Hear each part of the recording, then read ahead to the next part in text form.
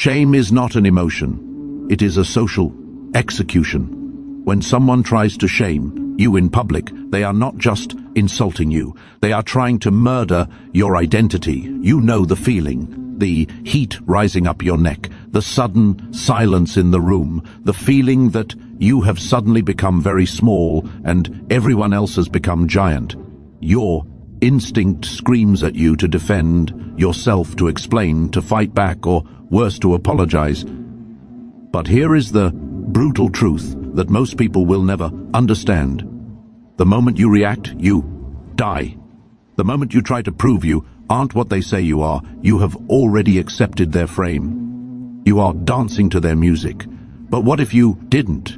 What if there was a way to take that burning, heavy energy of shame and, with a single psychological shift, turn it back on them? Not by shouting, not by arguing, but by doing something so counterintuitive, so surgically precise, that it leaves them exposed, terrified, and wishing they had never opened their mouth. There is a method to this, a dark art of psychological reversal used by Machiavellian leaders for centuries. And once you learn it, you will never feel the sting of shame again. You will only feel the rush of power. Most people think the opposite of shame is pride. They are wrong. The opposite of shame is indifference. But getting to true indifference, the kind that freezes a room, requires you to kill a part of yourself that craves validation. In the next 30 minutes, we are going to perform surgery on your social instincts.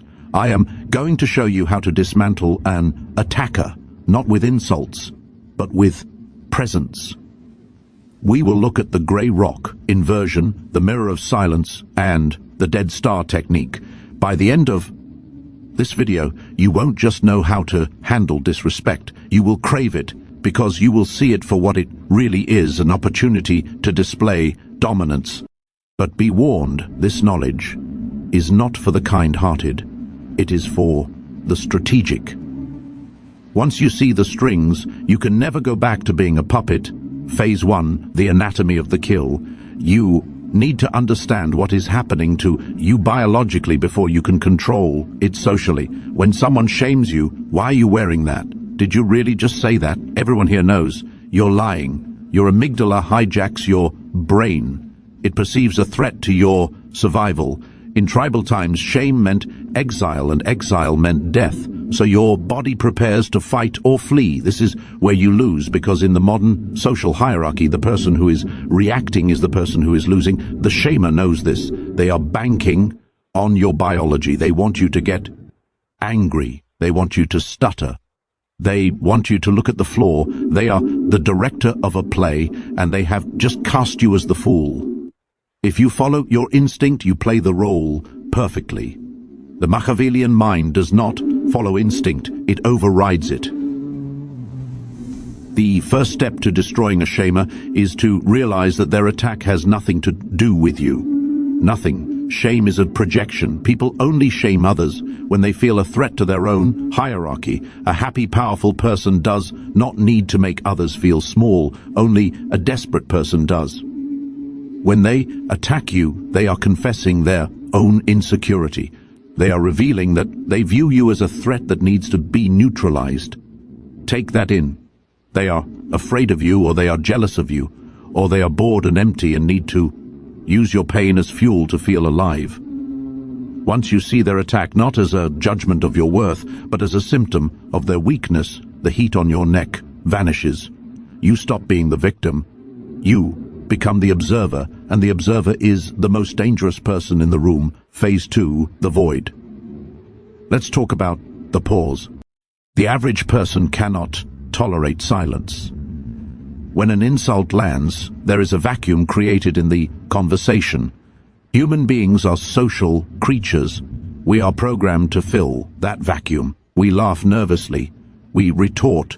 We justify. We rush to close the gap because the gap feels dangerous. But for the dark triad mind, the Machiavellian strategist, the gap is not a danger. The gap is a weapon. The most devastating thing you can do when someone tries to humiliate you is absolutely nothing. Not the nothing of a coward who is afraid to speak, but the nothing of a predator who is deciding if the prey is even worth eating. Here is the technique. They deliver the insult. You do not blink.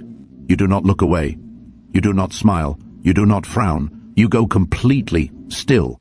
You look them directly in the eyes, not with aggression. Aggression shows they hurt you. You look at them with dead eyes, a flat, bored, almost clinical stare. You count to 3 in your head. 1, 2, 3.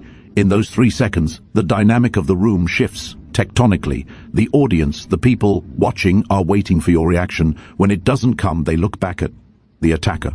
The attacker expects resistance. When they hit nothing but air, they stumble.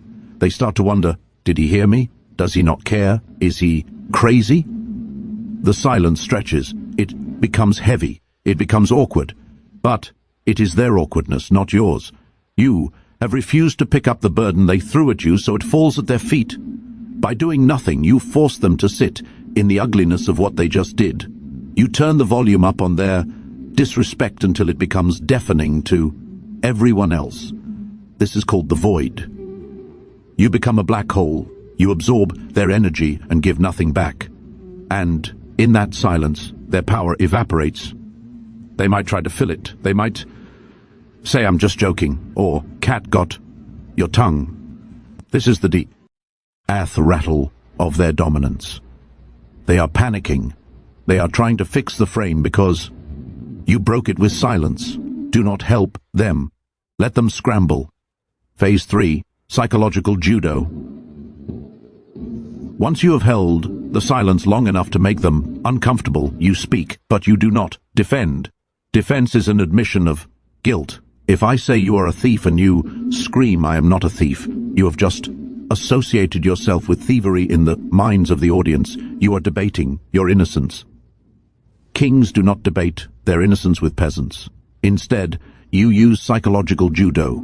You take the energy they threw at you and you pull it further until they fall over. You treat their insult not as a fact, but as a behavior. You analyze them. You treat them like a patient in a mental asylum who just had an outburst. You don't get angry at the patient. You get curious. They say, wow, you really messed that up, didn't you? The defense response, no, I didn't. I was just trying to... Weakness. The Machiavellian response, you pause. You tilt your head slightly. You look at them with mild detached curiosity. And you say, are you okay? Or you seem really upset about this, or even colder, that was a weird thing to say out loud. Notice what happened here. We are no longer talking about my mistake. We are talking about your reaction. We are talking about why you are being so emotional. I have framed myself as the calm, rational adult, and I have framed you as the emotional, unstable child. This is frame inversion. You flip the microscope. Suddenly they are the one under the light. They have to explain themselves. No, I'm not upset. I'm just saying, now they are defending. And remember, the one who is defending is losing. You have stolen the higher ground without raising your voice. There is a variation of this that is even more savage. It is called the amused agree. Sometimes the shamer is right. Maybe you did make a mistake. Maybe you do have a flaw. They are counting on you to be ashamed of it. So you deprive them of that satisfaction. You own it, but you own it with arrogance. They say, you're so arrogant. You smile, look them in the eye and say, I know, it's my best quality. They say, you have no idea what you're doing. You laugh softly and say, I never do, but it always works out, doesn't it? This is the agree and amplify technique. You take the bullets they shoot at you and you eat them. When you agree with an insult, you disarm it. You take the weapon out of their hands. Yes, I am weird. Yes, I am loud. Yes, I am late. So what? When you are not ashamed of yourself, no one can shame you. You become Teflon. The mud slides right off, and the person throwing the mud ends up with dirty hands. Phase 4, the audience. Shame is a performance. The attacker doesn't care about you. They care about the crowd. They want the crowd to laugh. They want the crowd to agree that you are the lowest rung on the ladder. Most people try to win over the attacker. They try to make the attacker stop. This is a waste of time. The attacker is your enemy. You need to win the crowd. But you don't win the crowd by pleading for their sympathy. People despise victims. It's a harsh evolutionary truth. When we see someone weak, our reptile brain wants to distance ourselves from them, so we don't catch their weakness. But people worship strength. People worship control. When you remain calm while someone is berating you, the crowd instinctively shifts to your side, not because they like you, but because you look like the leader. You look stable. The attacker looks volatile. You can use the crowd to destroy the attacker. This brings us to the triangulation stare. They insult you. You don't look at them immediately. You look at someone else in the group. You make brief eye contact with a third party, and you give a tiny, subtle smirk.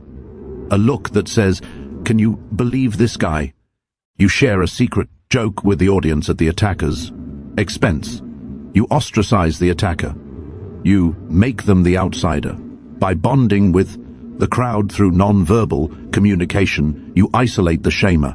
Suddenly, they are not the ringleader. They are the court jester dancing for attention, and nobody is clapping. This is subtle. It requires nuance. If you do it too much, you look petty. But if you do it right, just a glance, a raised eyebrow to the person next to you, it destroys the attacker's social capital. Instantly. You have signaled to the tribe he is not one of us. He is trying too hard, and in the laws of power, trying too hard is the ultimate sin. The person with the most power is the person who is trying the least. So slow down. Your movement should be languid. Your voice should be deep and slow. Your breathing should be rhythmic. You are the rock in the storm. Let them be the wind. The wind screams and howls and eventually tires itself out. The rock remains. Phase 5, the nuclear option. Sometimes the best way to destroy someone is to turn them into a ghost. There are people who thrive on negative attention. If you fight them, they win. If you play psychological judo, they enjoy the game. They are energy vampires. They want a reaction.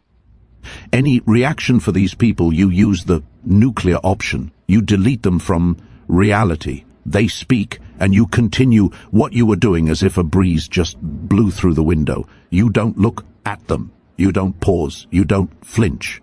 You turn your back to them and speak to someone else. If they are standing right in front of you, you look through them at something behind their head. This is not the silent treatment. The silent treatment is an emotional reaction. It says, "I am hurt, so I am not talking to you."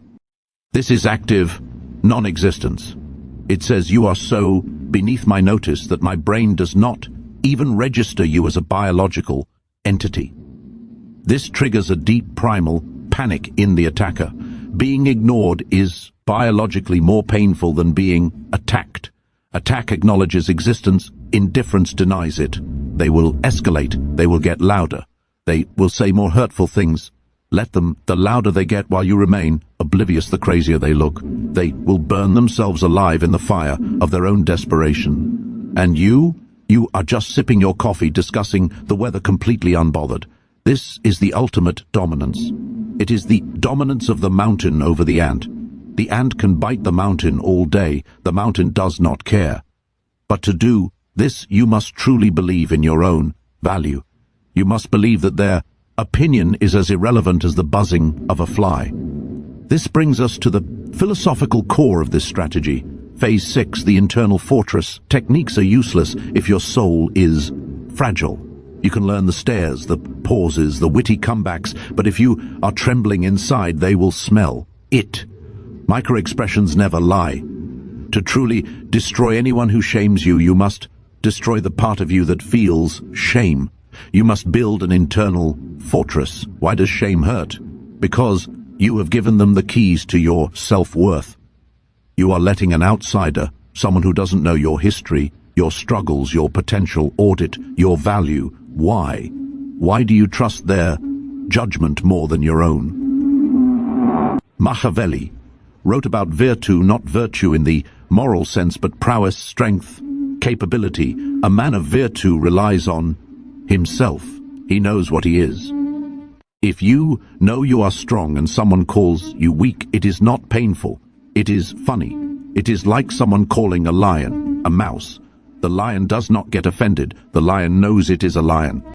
You need to reach a point of self-knowledge that is so concrete, so solidified that external inputs bounce off. This requires shadow work. You must face the things you are ashamed of. Are you ashamed of your past, your body, your bank account, your loneliness? Bring it into the light. Look at it. Accept it. Yes, I failed. Yes, I am struggling. The moment you accept your own flaws, you become invincible because the shamer has no ammunition left. They can only hurt you with the truth you are hiding from. If you hide nothing, they can hurt nothing. Become transparent to yourself and opaque to them. This is the paradox of power. The most vulnerable man is the one hiding behind armor. The most powerful man is the one standing naked in the storm saying, I have nothing to fear. When you reach this state, you stop walking into rooms wondering if people will like you. You start walking into rooms wondering if you will like them. The dynamic flips. You become the judge. Phase 7, the counterattack. Sometimes silence isn't enough. Sometimes you need to cut. But you must cut like a surgeon, not a butcher. A butcher hacks and makes a mess. A surgeon makes one precise incision and removes the organ. When you decide to strike back verbally, you must follow the rule of brevity. Less is more. A long speech makes you look defensive. One sentence makes you look lethal. Here are 3 surgical strikes to keep in your arsenal. Strike 1, the WHO frame. They insult you. You look at them and ask, who are you trying to impress right now? This is devastating. It immediately exposes their performance. It tells the room he is performing, I am watching. It breaks the 4th wall.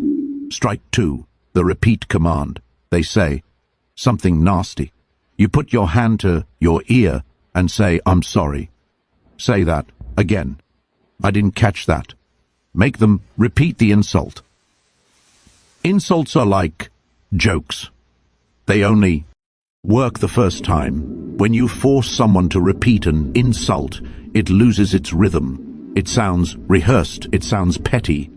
And usually, they won't say it again. They will crumble. They will say, never mind. You have forced them to retreat. Strike 3, the validation trap. They attack you. You smile compassionately and say, I know things are hard for you right now. You don't have to take it out on me. You act like a therapist. You frame their attack as a cry for help. You pity them, and there is nothing more humiliating to a narcissist than being pied. They want to be feared. When you pity them, you place yourself above them. You are the adult comforting the tantrum-throwing child. It drives them insane, but they can't fight it because you're being nice. If they get angry, they prove your point that they are unstable. You have trapped them in a double bind. Head you win, tails they lose. Phase 8, the aftermath. How you end the interaction is just as important as how you handle it. Do not linger once you have deployed the silence, the stare, or the surgical strike. Leave or turn your attention completely to someone else. Machiavelli knew that power is about access. When you withdraw your attention, you are withdrawing the greatest resource in the room. You punish them with your absence. Let them sit with the wreckage. Do not check to see if they are looking at you. Do not look for validation from the crowd. Just move on. Show them that the interaction meant so little to you that it has already been deleted from your cache. You are on to the next thing. This is the ultimate insult, to be forgettable. Make them forgettable. Phase 9. The philosophy of the shadow. Why are we talking about this? Is it just to win arguments? No, it is because the world is becoming sharper, colder, and more vicious. We live in a digital coliseum where everyone is judging Eve. Ryan. Cancel culture, online, shaming, social status games. It is a war zone. If you do not have these defenses, you will be eaten. You will shrink. You will become afraid to speak your truth.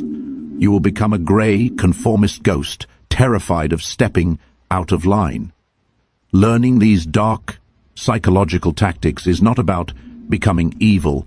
It is about protecting your light. It is about building a perimeter around your mind so that the toxic waste of other people's insecurities cannot touch you. When you know you can handle shame, you become fearless. You take risks. You speak up. You lead. You walk differently. You stop asking for permission to exist. Shame is a cage. These techniques are the key, but remember, with great power comes the temptation to abuse it.